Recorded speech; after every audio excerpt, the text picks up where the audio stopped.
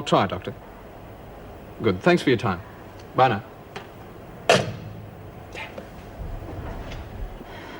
Sorry, I guess I wasn't meant to hear that. Oh, hell.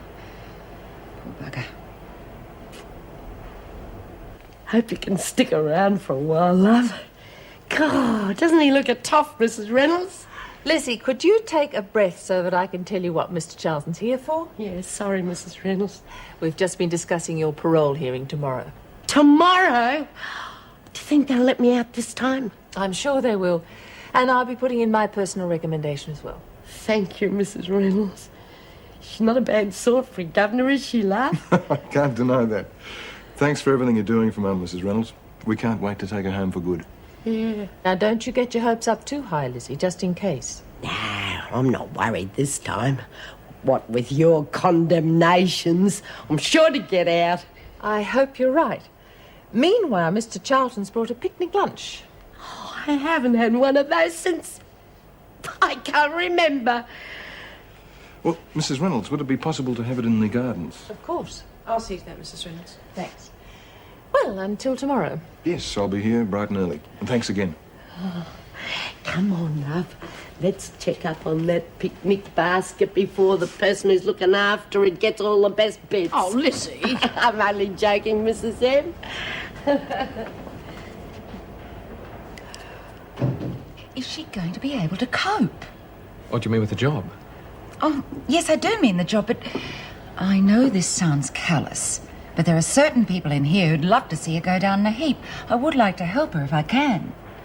Well, I wouldn't worry on that score. She's a pretty strong lady. And what everyone's forgetting is that the lump might not be malignant at all. Well, what are the chances that it is? About 1 in 7. Oh, God, that isn't too hot. No.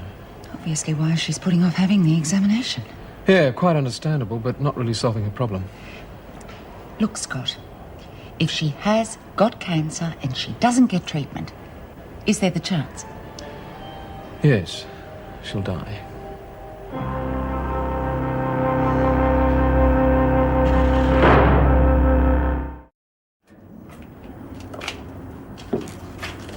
Oh, brother.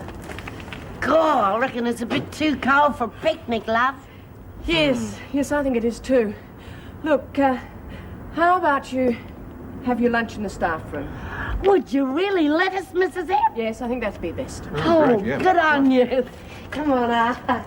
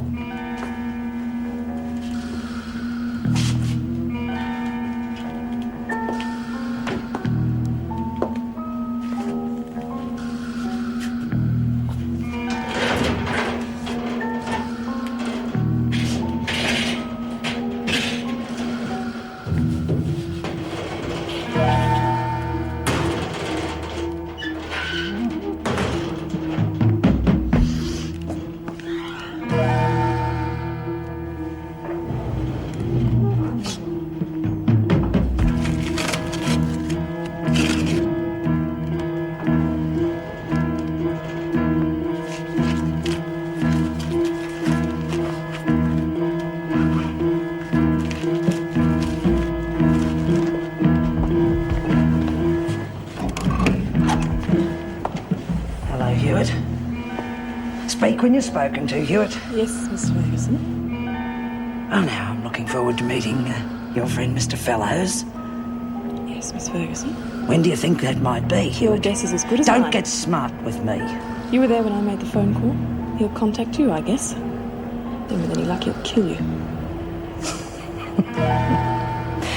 Ah, we all have our little fantasies, don't we, Hewitt?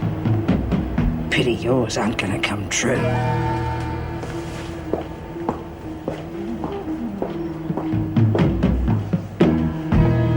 Oh, really? Good on them. When did they think that up? Not long after your first visit. Oh, Arthur. It's gonna be wonderful. I just can't wait. That's the 100th time you've said that, Mum. Yeah, I know. It's because I really mean it. Where will I sleep when I'm at your place? Look, it's your place too now, Mum. Yeah. Our place. Well, we've moved Mike and Kevin together, so you'll be having Kev's old room. Oh, will they mind? Oh, of course not. They've already started decorating it. Yeah? What have they done? Have they painted the walls lilac? I think Kev knows that that's me favourite. Now, Mum, they want it to be a surprise. Arthur, I hope the parole board lets me go. I don't know what I'll do if they turn me down this time. They won't, Mum. Of course they won't.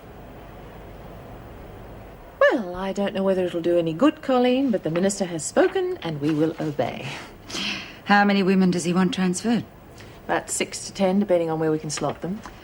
I suppose it'll make surveillance easier, but otherwise, I doubt it. Yes, we don't want to lose Donovan. She's a stabilising influence on the women.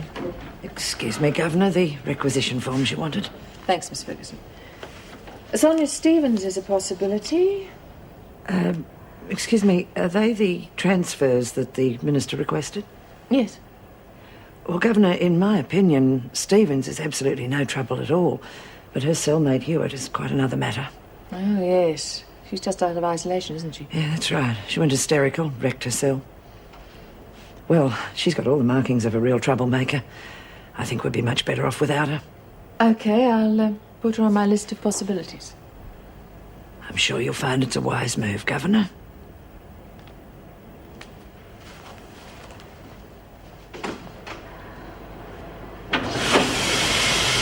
Yeah, well, what do you reckon about Tracy and Randy and Mary Adlam? Do you reckon they escaped?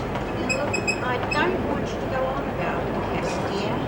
No more talk about it at all now, do you understand? Yeah, well, I'm sorry, Min. It's strange, but isn't it? You've got to admit. Well, it is, dear, but that's enough, really. Yeah, okay, Min. Hey, Belinda, want to smoke? Yeah, sure, Phil. Belinda! Oh, Belinda, watch your step.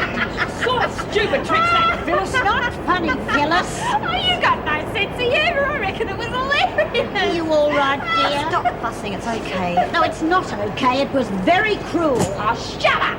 She could have hurt herself badly. Yeah. But she didn't. Just shut up and leave me alone.